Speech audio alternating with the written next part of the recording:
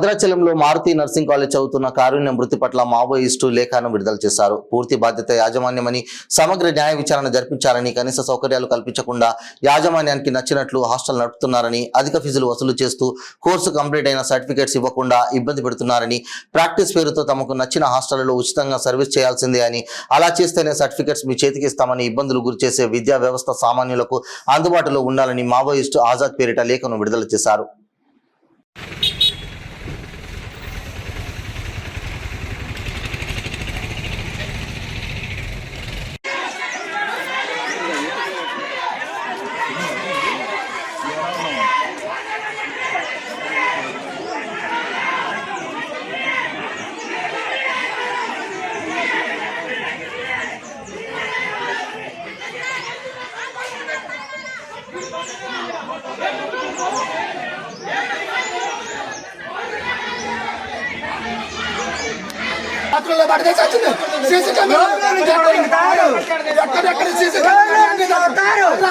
ఎక్కడెక్కడ సీసీ కెమెరాలు అన్ని తెలుసు.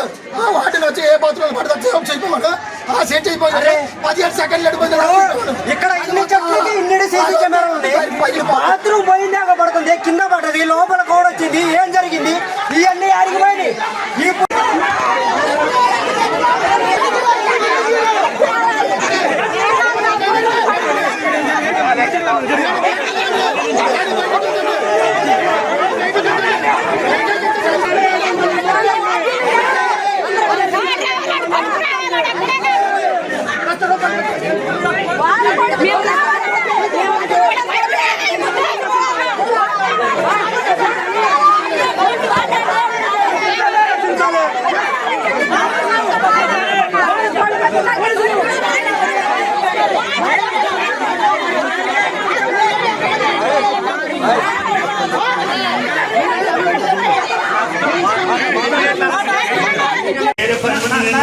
బయటకు పోయిన వాడు మా వాళ్ళకి అందదు.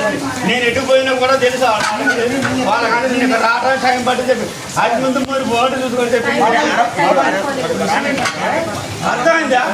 ఎట్ట మామూలుగా దారి కింద పడితే మామూలు చిన్న దెబ్బని ఎవరు అనుకున్నారు? అవునా కాదా?